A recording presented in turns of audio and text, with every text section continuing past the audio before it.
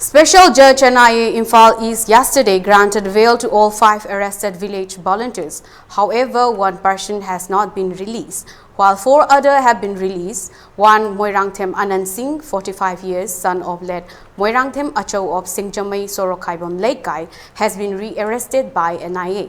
As per reports, while legal formalities for releasing the 5 arrested persons were under process, a team of NIA showed up at Imphal East Police Station and arrested Moirangthem Anand in connection with an earlier case it had registered. It may be mentioned that yesterday, after the court's verdict, large number of people gathered around Imphal Police Station to receive the released persons.